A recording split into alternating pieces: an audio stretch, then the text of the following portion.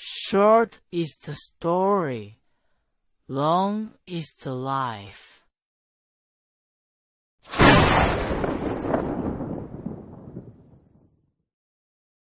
Wukong's archive presents the Pseudo-Manchukuo Imperial Palace. Changchun has always had an awkward status among Chinese cities. It doesn't have the Russian romance of Harbin. It doesn't have the Qing ancestral tombs of Shenyang. It doesn't have the Sea of Dalian. Changchun has nothing. It was the capital of Manchukuo. This is the most important historical label for the city, and also the one at least wants to be remembered by. From 1932 to 1945, the Japanese Kwantung Army renamed Changchun to Xinjiang, new capital, and made it the center of their colonial rule in northeast China.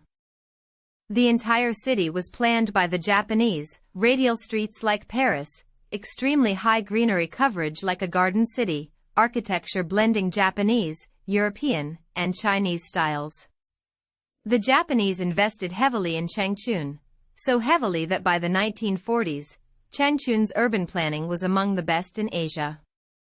But behind all this glamour was an occupied city, a puppet regime, a last emperor controlled down to his bones by the Japanese. That last emperor was Puyi. Puyi ascended the throne at 3 years old and abdicated at 6. After being expelled from the Forbidden City by Feng Yuxiang in 1924, he lived in the Japanese concession in Tianjin for 7 years. After the September 18th incident in 1931, the Japanese brought him from Tianjin to the northeast. In 1932, he became the chief executive of Manchukuo in Changchun. Not even an emperor, only chief executive. In 1934, he formally ascended and became the Emperor of Manchukuo, with the era name Kangde, so people called him the Kangde Emperor. But everyone knew this emperor was a fake. The Japanese had Puyi live in the Imperial Palace in Changchun. This so-called Imperial Palace was originally the office building of the Jilin Salt administration. Later the Japanese expanded it, adding a hall called Tongde Hall and some auxiliary buildings. But compared to the Forbidden City in Beijing, it was the difference between a bungalow and a skyscraper. Puyi himself found it shabby, but there was nothing he could do. He was the Japanese puppet. Old Ma said he worked at the museum for nearly 20 years and knew this history inside and out. But knowing was one thing. It wasn't until he experienced certain things himself that he discovered what's written in history books and what's buried underground are two completely different things. Old Ma joined the Pseudo-Manchukuo Imperial Palace Museum in 2003. At that time, the museum had just recently opened to the public. There were very few visitors. A few hundred people a day was considered busy. The entire museum was one big compound, containing Tongde Hall, Jixi Tower, Qinmin Tower, Huayuan Tower, Jiala Hall, and several other main buildings, plus air raid shelters, a swimming pool, and an imperial garden. The total area was about 130,000 square meters, much smaller than the Forbidden City's 720,000 square meters. Old Ma was assigned to the Cultural Relic Restoration Room. The restoration room was in the basement of Qinmin Tower. Qinmin Tower was where Puyi used to work, 2 floors above ground, 1 below, not large. The basement was cold and damp, with no sunlight year-round. Old Ma said he knew something was wrong on his very first day. That basement wasn't just cold, it was a bone-penetrating cold. His restoration room was at the end of a hallway. You had to go down a staircase and walk through a corridor more than 20 meters long to get there. The lights in the corridor were old fluorescent tubes that flickered, and some parts didn't work at all. Water seeped through the walls on both sides, yellowish-brown stains trickling down, forming a thin stream on the floor that disappeared somewhere unknown. On his first day, Old Ma asked a colleague, "What was this basement used for before?" The colleague looked at him and said, "You'd better not ask." Old Ma later found an old document from the 1970s in the archives. It stated that in the 1930s, when the Japanese built Qinmin Tower, the basement was not intended for office use. Its real purpose was an interrogation chamber. The Japanese military police had interrogated large numbers of Chinese resistance fighters and anti-Manchukuo activists in that basement. According to the archives, the basement walls had been specially treated for excellent soundproofing. The Japanese worked upstairs while people were being interrogated downstairs.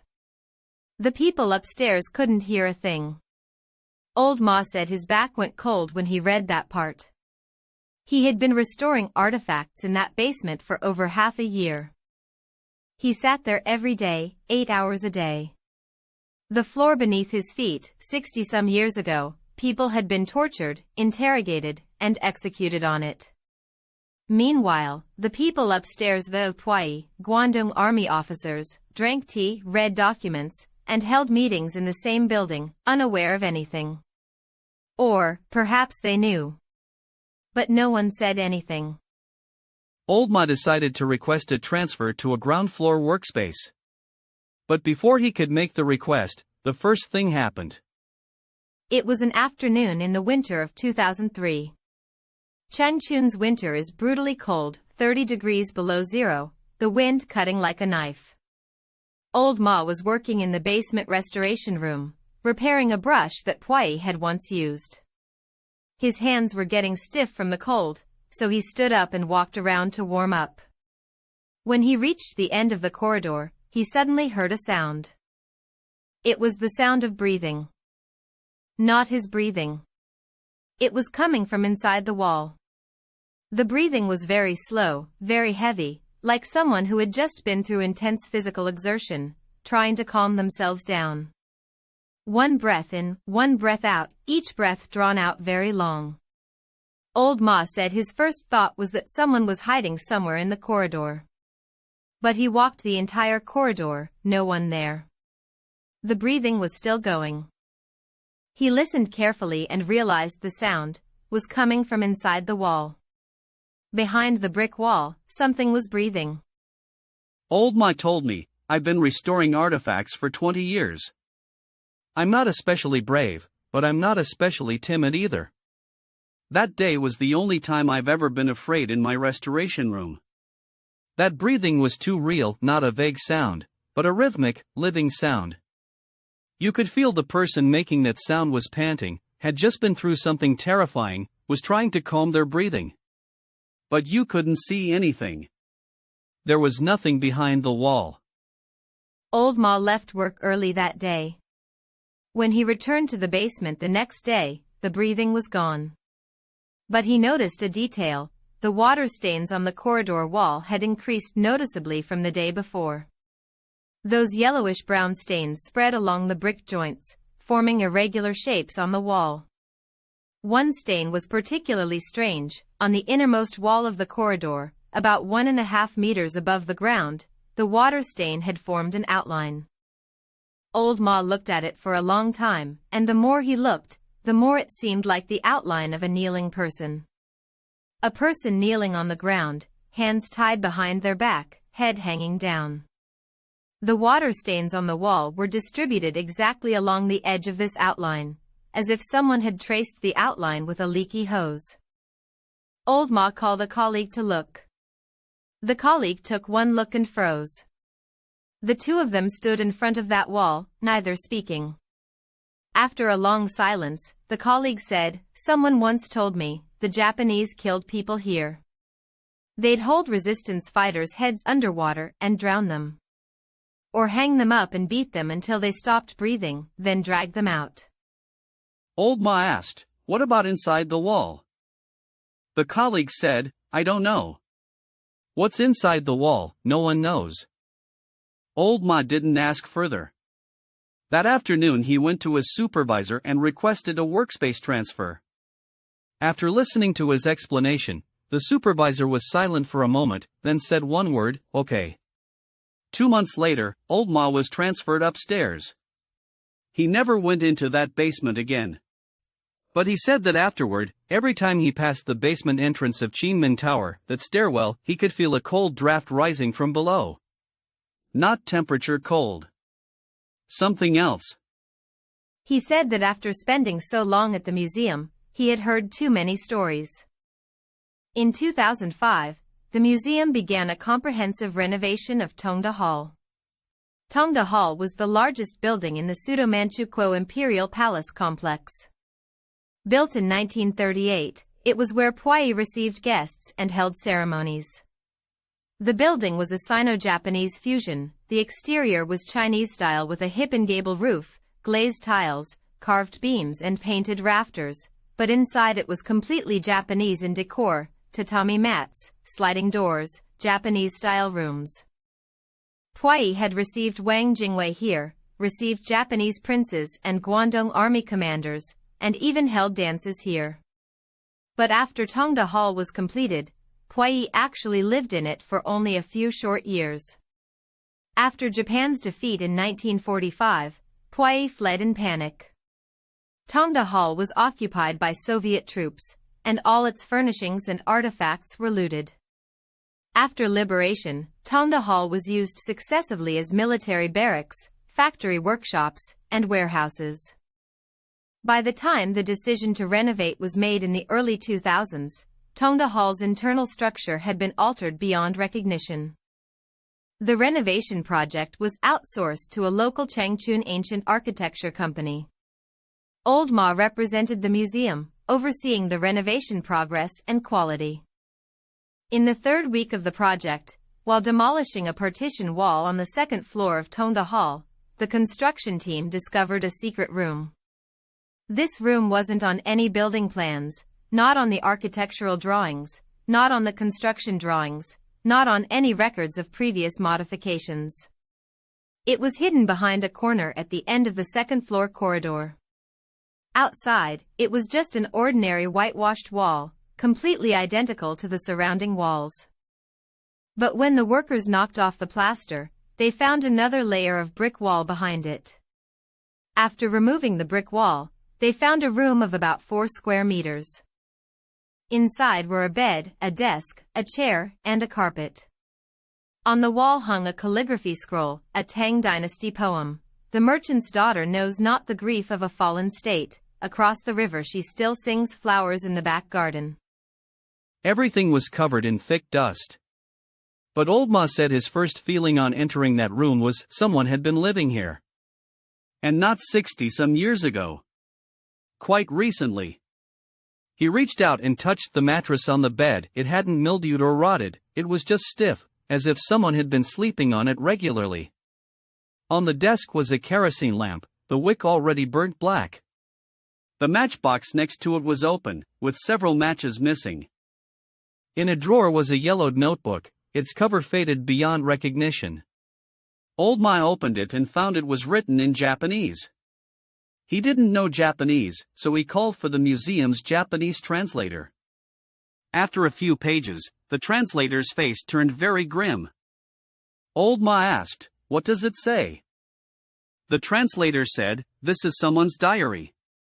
It starts in 1943 and ends on August 11, 1945, 2 days before Puyi fled. The person who wrote this diary was a secret agent sent by the Kwantung Army to monitor Puyi. He lived in this secret room. His daily job was to install listening devices and hidden cameras in Tongde Hall, recording everyone Puyi met and everything he said. The diary recorded in detail the contents of secret talks between Puyi and Wang Jingwei, Puyi's private complaints about the Japanese, arguments with Wanrong, and even what Puyi muttered to himself while using the toilet. The agent had installed a bug in the bathroom too. Old Ma said this was reported to the Jilin Provincial Cultural Relics Bureau. Higher-ups sent people to take the diary away. No news after that. But what stayed with Old Ma wasn't the diary. It was something else. When the construction crew removed the wooden floor of the secret room, they found another layer underneath. A dark red layer. They peeled a piece off to look, it was bloodstains. The blood had fully soaked into the wood, turned a dark red, the look of years of repeated soaking. The secret room was 4 square meters. Under the floorboards of 4 square meters, all of it, every single inch, there were traces of blood penetration. Which meant that under the wooden floor of this secret room, a great deal of blood had once flowed. Not from one person. Not from one time. Old Ma said he later researched Kwantung Army secret agent archives. He found a pattern. If a secret agent completed his mission well, he'd be transferred back to Japan and promoted. If something went wrong, the person simply disappeared from the records. The files would say one word, John Thong, transfer. But transferred where? No follow-up. Old Ma believes those transferred agents were most likely killed. And the bloodstains were the remnants of cleanup jobs that weren't thorough enough. In a 4-square-meter room, a single person's blood can be wiped clean. But if many people were killed, the blood seeps under the floorboards. Layer after layer, for decades it never dries. He stood there, looking at the dark red floor, unable to speak. That night after going home, he spent the whole night researching. He wanted to figure out one thing, what exactly had happened in that secret room. He found Kwantung Army military police interrogation records from the Manchukuo period. The original documents were in Japanese. The museum had translations. The translation stated, between November 1943 and August 1945, a total of 37 people classified as thought criminals were sent to the Tongde Hall special detention room. 37 people. Not one came out alive. The records all used the same word for their final disposition. Chufun. In Japanese, disposed of. How? The records didn't say. But Old Ma found a clue in an oral account from a Japanese veteran. That veteran said he had carried out special missions in the basement of Tongde Hall. His job was to cut up the disposed people into small pieces, put them in bags, then throw them down a dry well behind Tongde Hall. The depth of that well, the veteran said, I don't know, you couldn't hear the splash. The next day, Old Ma went to the museum and searched behind Tongde Hall. There was indeed a well. The opening was sealed by a massive concrete slab, with 2 stone bars weighing it down. He lay down and pressed his ear against the concrete. He couldn't hear anything. But Old Ma noticed, at the seams of the concrete slab, a dark green moss was growing. He later asked a botanist, who said that type of moss thrives in nitrogen-rich soil. Where did the nitrogen come from? The botanist said, decomposing organic matter. Old Ma didn't ask any further. Old Ma said there was another incident during the Tongde Hall renovation. There was a young worker named Xiao Lu. Xiao Lu was just over 20, from the countryside, and had plenty of courage. One afternoon, Xiao Lu was alone in a corner on the 2nd floor, stripping old plaster from the walls. He heard footsteps coming from the far end of the corridor. The footsteps were very light, like someone walking in soft-soled cloth shoes. Step by step, not fast, not slow. Xiao Lu thought it was a co-worker coming, so he turned to look. The corridor was empty, not a soul. The footsteps were still sounding. And getting closer. He stood there, eyes fixed on the corner at the end of the corridor, as the footsteps came continuously from that direction, step, step, step, but there was no one there. Xiao Lu said the footsteps stopped about 2 meters in front of him. He could feel someone standing in front of him. He could even feel that the person was slightly shorter than him, as if slightly bent over, examining the scraper in his hand. Then the footsteps turned around and walked back the way they came. Further and further, further and further, until they disappeared completely. Xiao Lu dropped his scraper and ran downstairs. He went to Old Ma and said, "Brother Ma, I quit." Old Ma asked him what happened. Xiao Lu told him everything. Old Ma was silent for a moment, then said, "Fine, you can go. I'll settle your wages." Xiao Lu left that afternoon. Before leaving, he asked Old Ma one question, "Brother Ma, does this building have a lot of this kind of thing happening?" Old Ma didn't answer him. But Old Ma knew the answer. At the Pseudo-Manchukuo Imperial Palace Museum in Changchun, this kind of thing wasn't just not rare, it probably happened every single day. Most people just chose not to talk about it. Or even if they did, no one would believe them. In 2008, the museum was doing landscaping work in the northeast corner of the Imperial Garden. Workers digging holes for new trees uncovered a buried staircase. The staircase was made of concrete, about a meter wide, leading underground. After about 7 or 8 steps down, it was blocked by a massive concrete slab. Museum leadership called in archaeologists. Using ground-penetrating radar, the experts discovered a surprisingly large space underground, about 60 square meters. Beneath the concrete slab was a sealed room. No doors, no windows, no ventilation. All 6 sides were solid concrete. No one knew what this basement was for. It wasn't on any building plans. Not in any historical records. The museum searched all Manchukuo-era archives, including Japanese Kwantung Army engineering records. Nothing mentioned this place. The experts decided to drill an exploratory hole. They used a diamond-tipped drill to make a 5-centimeter diameter hole in the concrete slab. The moment the drill bit penetrated, a blast of cold air shot out of the hole, startling everyone standing nearby. It wasn't wind from outside, it was surging up from underground, carrying a heavy stench of mold and decay. The experts inserted an endoscope camera through the hole. The camera feed appeared on a monitor outside. Everyone gathered around the screen and saw something none of them could explain. The basement wasn't empty. Rows of wooden crates were neatly stacked inside. The crates were square, each about 50 centimeters on each side, stacked 3 layers high. A thick layer of dust covered the boxes. On the side of one crate, you could faintly make out a line of Japanese characters. The camera resolution wasn't good enough to read clearly. But an elderly expert narrowed his eyes, stared for a long time, and then said one thing. He said, "That character is poison." The air froze instantly. Everyone stepped back in unison. The museum immediately called the police.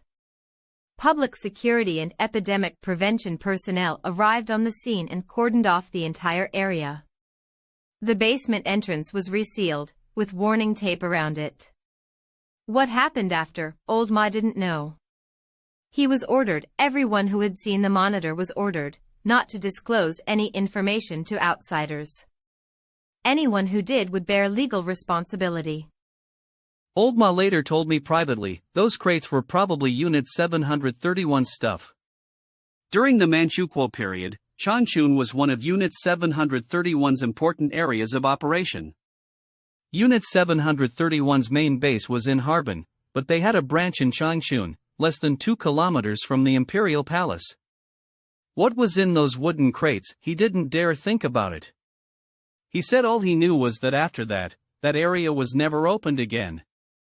Soil was filled back over the concrete slab, trees were planted. Today it's a green space, tourists walk over it without seeing anything. But 93 centimeters underground, in a 60 square meter concrete room, dozens of wooden crates are still neatly stacked there. Old Ma said he later specifically looked up the history of the Imperial Garden. The records said the garden was built in 1938, a place for Puyi and Wanrong to take walks. But between 1942 and 1945, the northeast corner of the garden was designated a restricted area. Even Puyi himself was not allowed to enter. There was a barbed wire fence, guarded by Japanese soldiers. No one knew what was happening inside. Puyi wrote about it in his memoir, The First Half of My Life. He wrote, "The northeast corner of the Imperial Garden, the Japanese wouldn't let me go there. I asked them why, but they didn't answer. 3 years later, Old Ma found the answer." But he wished he hadn't. In 2012, the museum planned a comprehensive structural inspection of Jixi Tower. Jixi Tower was Puyi's bedchamber, where he lived with Empress Wanrong and noble consort Tan Yuling. This building had the most stories of any in the Pseudo-Manchukuo Imperial Palace. Puyi lived in this building for 13 years. During those 13 years, the Japanese, through maids and servants installed in the palace, knew every detail of Puyi's private life. Puyi's relationship with Wanrong was very poor. Wanrong had become addicted to opium, and her mental state was deteriorating. Puyi later favored noble consort Tan Yuling, but Tan Yuling died suddenly in 1942, cause unknown. Some say the Japanese poisoned her, because Tan Yuling had publicly expressed anti-Japanese sentiments. In 1943, the Kwantung Army forced a new wife on Puyi, Li Yuqin, a graduate of a Japanese girls' school, only 15 years old. Jixi Tower had 2 floors. The first floor held Puyi's bedroom, study, and bathroom. The second floor was where Wanrong and Tan Yuling lived. Old Ma said the second floor of Jixi Tower, that place's atmosphere was the most oppressive in the entire Pseudo-Manchukuo Imperial Palace. One memory stood out for him. During the 2012 structural inspection, the construction team needed to install a crack monitor in one room on the second floor. That room, Old Ma later learned, was where Wanrong had been placed under house arrest. In her final years, Wanrong was confined to this room by Puyi, not allowed to leave, not allowed to see anyone. Her daily pastimes were smoking opium and staring into space. According to Puyi's guards, Wanrong often laughed and cried to herself, muttering alone. Her hair was a tangled mess, her face covered with tear stains and opium residue. She had gone completely mad. After the construction team installed the monitor in that room, on the 3rd day it broke. Not an ordinary malfunction, the crack monitor's readings showed completely inexplicable fluctuations. The instrument data showed that between 2 and 4 in the morning, the walls of that room vibrated at a certain frequency. Not the physical vibration of the building, the instrument had specifically ruled out wind and ground interference. That vibration was more like a vibration generated from within. As if the walls were speaking. Old Ma said the museum's engineers checked the instrument and confirmed it was working properly, but they couldn't find the source of the vibration. Finally, they had no choice but to move the monitor to a different room. After the move, the data was perfectly normal. Old Ma also mentioned a detail. That room, the one where Wanrong was confined, had never been open to visitors since the museum opened to the public. The door was always locked. Not because there were artifacts inside that needed protection, but because visitors who went in all had very strange reactions afterward. Some said they heard a woman laughing inside. Some said they saw a dark shadow in the corner. And some said they stood in the room for less than a minute and started having trouble breathing, as if someone was choking them. Old Ma said that from the time he entered the museum in 2003 until his retirement in 2020, he had seen the door countless times but had never gone in. One summer, he bet with some colleagues that he would dare enter and stay for 5 minutes. Everyone pushed each other, but no one dared. Finally Old Ma said, "I'll do it." He walked to the door, took out the key, his hands were trembling. He inserted the key into the lock, turned it halfway, and stopped. A thick, sweet scent seeped out from the crack in the door. It was the smell of opium, that special, sweet, viscous aroma. He smelled it through the door crack. That room had been locked for nearly 70 years. The opium smell was still there. He locked it back up. He never went inside that room either. Old Ma said that in his 20 years at the museum, what he found hardest to understand wasn't the ghostly figures, the footsteps, or the breathing in the walls. It was an old colleague he had worked with for 15 years. This man was named Zhou, head of the museum's security department. He had worked at the Pseudo-Manchukuo Imperial Palace for nearly 30 years. Old Zhou was a typical Northeasterner, big voice, straightforward personality, fearless. He never discussed supernatural topics with anyone. Anyone who brought it up, he'd curse, "You people, calling yourselves cultural workers, with such low cultural standards? Superstitious nonsense." Nobody argued with him. Old Zhou truly was the bravest of them all. Every night after closing, he'd patrol the entire museum complex alone, from Qinmin Tower to Tongde Hall to Jixi Tower, every building, every room. On windy nights, the whole compound was pitch black, the wind howling through the old rooftops. Old Joe walked the entire route alone. Everyone said Old Joe was made of iron. But in the autumn of 2016, Old Joe suddenly changed. He no longer patrolled alone. He insisted that security must patrol in teams of 2. And he refused to go near Jixi Tower. When asked why, he wouldn't say. One night, Old Ma was on night duty and ran into Old Joe. Old Joe was sitting in the security office, staring at the dark compound outside, his face pale. Old Ma asked what was wrong. Old Joe was silent for a long time, then said one sentence. Old Ma said he'd never forget the expression on Old Joe's face when he said it. Old Joe said, "That building isn't empty." Old Ma asked what he meant. Old Joe didn't answer. But from that day on, Old Joe never set foot in Jixi Tower again. At the end of 2017, Old Joe retired early. On his last day, Old Ma walked him to the gate. Before getting into the car, Old Joe looked back at the entrance of the Pseudo-Manchukuo Imperial Palace. He stood there for about half a minute. Then he said to Old Ma, "Ma, I've worked with you for 15 years. There's something I never told you. I'll tell you now, what I saw in that building wasn't a shadow, wasn't a sound, wasn't a hallucination. What I saw was a person. A woman. Wearing an old-style cheongsam, standing at the end of the second-floor corridor. She just stood there, motionless, looking at me." Old Ma asked, "Who was it?" Old Joe shook his head, "I don't know. When I got closer to get a better look, she was gone. Disappeared right before my eyes. The whole corridor was empty, not even a ghost. But I know I wasn't seeing things. I saw her clearly. She was wearing a light blue cheongsam, her hair was pinned up, she was thin and small. Her face, very pale, not the pale of a living person, but the kind of a dead person. I've been doing night patrols for 28 years. I've seen everything. But that wasn't something I could explain. Making it to retirement was my victory." Old Joe got in the car, closed the door, and left. Old Ma stood at the gate, watching the taxi disappear down the long street. In late autumn Changchun, night falls early. The gate of the Pseudo-Manchukuo Imperial Palace slowly closed behind him.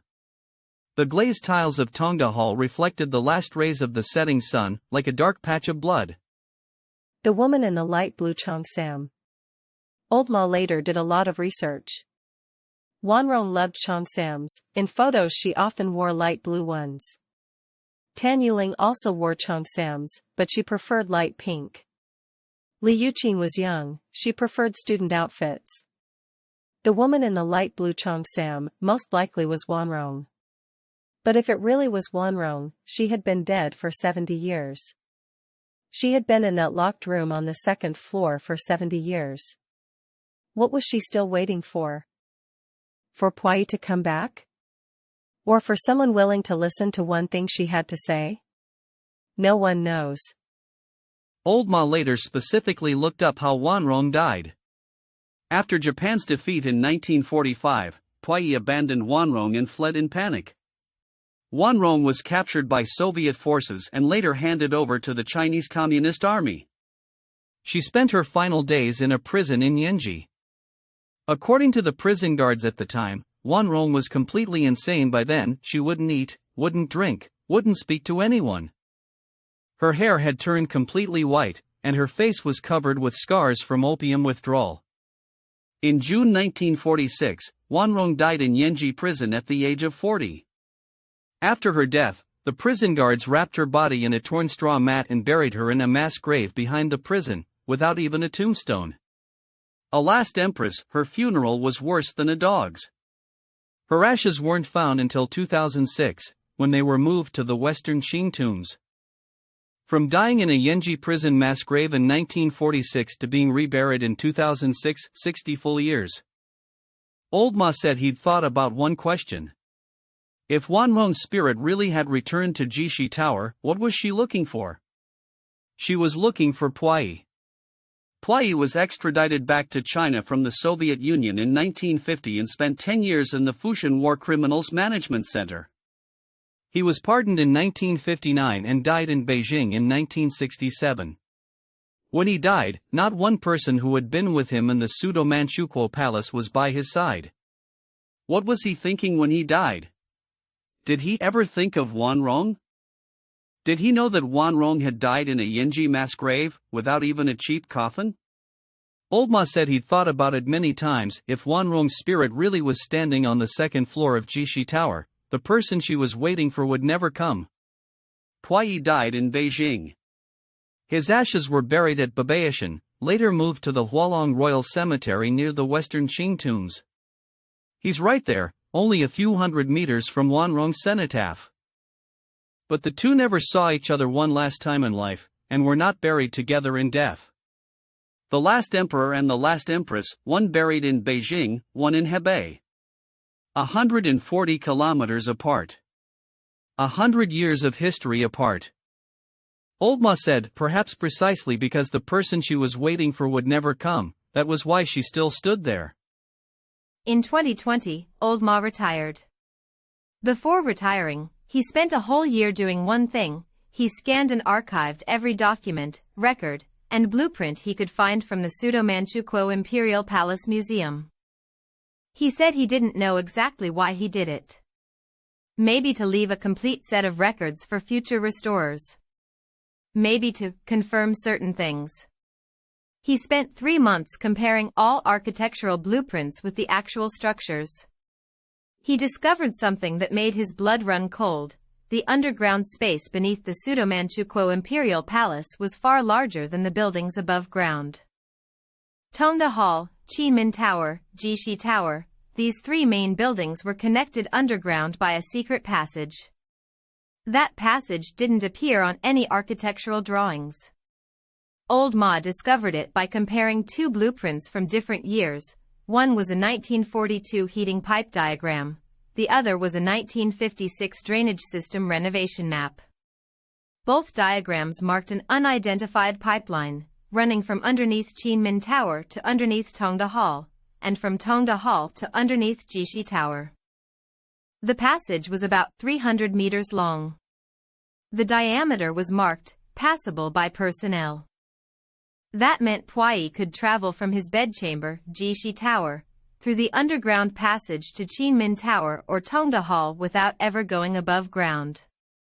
The Japanese knew about this passage. But Puyi's guards didn't know, the maids didn't know, even Wanrong didn't know. Old Ma said he later read a passage in Puyi's memoir. Puyi wrote, "I had a secret passage in my palace in Xinjiang. Only the Japanese and I knew about it. I never told anyone. Including my wife." Old Ma said he couldn't sleep the night after reading that passage. He lay in bed, thinking over and over, what did Puyi use the 300-meter underground passage for? Was it for escape? Or, in the dead of night, when no one was around, did he walk through that pitch-black tunnel alone, going to Tongde Hall to meet someone? To meet the Japanese? Or someone else? When he walked through that tunnel at 2 a.m, did he carry a lamp? Did the dim yellow light flicker in the narrow corridor, casting his shadow on the walls that followed him? Did he ever stop halfway? Did he ever hear, besides his own footsteps, someone else's footsteps? Old Ma said he later wrote a letter to the Changchun Municipal Cultural Relics Bureau, suggesting a comprehensive survey of the underground passage beneath the Pseudo-Manchukuo Imperial Palace. The Bureau replied saying they would consider it. Nothing came of it. Old Ma said he knew no one would do it. No one wanted to open that door. No one wanted to see what was behind it. The secrets buried beneath that palace were too many. The Japanese ones, Puyi's ones, Unit 731's ones, the ones breathing inside the walls, the ones bleeding beneath the floorboards. Every time you peel back one layer, there's another layer underneath. No one knows when it would ever stop. Old Ma's story stopped here for a long time. I asked him, you worked at the Pseudo-Manchukuo Imperial Palace Museum for nearly 20 years as a cultural relic restorer. Do you believe there are ghosts in that palace? He thought about it, but didn't answer the question directly. He put it another way. He said, I spent too long in that place. Every day, the glazed tiles of Tongde Hall bask in the sun. The windows of Qinmin Tower face south. The curtains on the second floor of Jixi Tower are always drawn. When wind blows through the imperial garden, the leaves rustle, the sound travels through corridors that have been remodeled countless times over the years. Those walls built layer upon layer, Japanese walls, German heating pipes, Russian drainage, Chinese electrical wires, each layer of history is sealed inside. Those things can't get out. They've been inside for 100 years. He turned his teacup in his hands and said one more thing. He said that on his last patrol before retirement, he stood on the front steps of Tongde Hall and looked back at the entire Pseudo-Manchukuo Imperial Palace. The setting sun was sinking. The pale yellow walls were stained amber. Every window was pitch black, not a single ray of light coming through. All those windows together looked like one enormous, silent face, staring at the sky. Old Ma said, I spent 20 years with that compound. It never spoke a single word to me. But every one of its walls is speaking. You just can't hear it. He finished speaking and stood up. I watched his figure disappear into the narrow alley of Changchun. The early winter wind blew in from the mouth of the alley, carrying the smell of coal smoke and the scent of distant years. I remembered something. Old Ma had mentioned that one of the museum's old security guards, from even earlier than old Zhou, had told him something a month before retiring. That old security guard said that one winter, especially cold, he was inspecting Tongde Hall at around 3 in the morning. When he reached the second floor, he heard a sound. The sound was very faint, very distant, as if it was rising from somewhere very deep underground. He crouched down and pressed his ear to the second floor floorboards. Then he heard it. He said someone was chanting below. Not the kind of chanting done by Chinese Buddhist monks. Another kind, a language he couldn't understand. But it didn't sound like sutras either. It felt more like many people, at the same frequency, reciting the same text simultaneously. That sound traveled through dozens of centimeters of reinforced concrete, through more than 60 years of time, rising from underground. The old security guard said he crouched there listening for 3 minutes. He had never been religious in his life, but in that moment, he felt that beneath his feet, 1800 millimeters down, there was something that didn't belong to this world. The old security guard said he later looked up information. Beneath Tongde Hall was the entrance to that secret passage. And beneath that passage, there was another level. That level was a Kwantung Army secret facility, its specific purpose, no records at all. After retiring, the old security guard moved to Dalian to live with his son. Before leaving, he had a drink with Old Ma. Late in the drinking, the old security guard said something that stayed with Old Ma for years. The old guard said, I worked at the Pseudo-Manchukuo Imperial Palace for 22 years. I've been on duty on New Year's Eve, on Spring Festival Eve. I've seen a lot of things. But I was never afraid. Because I always felt, those things don't harm people. They just can't get out. Not because they don't want to, because they can't. Think about it. A person being trapped in one place for 70 years, unable to even find the door, how desperate must they be? Old Ma asked him, then what do you think they are?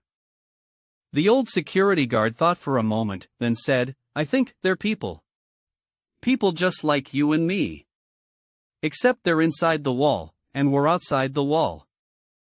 That night, Old Ma took the old security guard to the train station. Changchun's winter was bone-piercingly cold. The platform was empty. The old guard got on the train and waved at him through the window. Old Ma stood on the platform, watching the train slowly pull away, slowly disappearing into the vast snowy night. Only 2 cold rails remained on the tracks, reflecting the dim yellow lights. He later said he always felt that train had taken away more than just an old colleague. The old security guard had guarded the Pseudo-Manchukuo Imperial Palace for 22 years. Many secrets were known only to him. He left, and those secrets left with him. After hearing the old security guard's story, Old Ma did one thing. He went to the archives and found all the documents and blueprints related to the underground structures of the Pseudo-Manchukuo Imperial Palace. He photocopied everything and put it in a craft paper envelope. Then he went to the 2nd floor of Tongde Hall and found the spot the old security guard had mentioned. He crouched down, just like the old guard had, and pressed his ear to the floor. He listened for a long time. He said he didn't hear anything. But he felt one thing: cold. The coldness of that floor was different from any other cold. It was a cold that seeped up from very, very deep. It penetrated concrete, rebar, floorboards, the skin of his ear, all the way into his bones. Old Ma said, "I never went to listen again." The story is over. What do you think?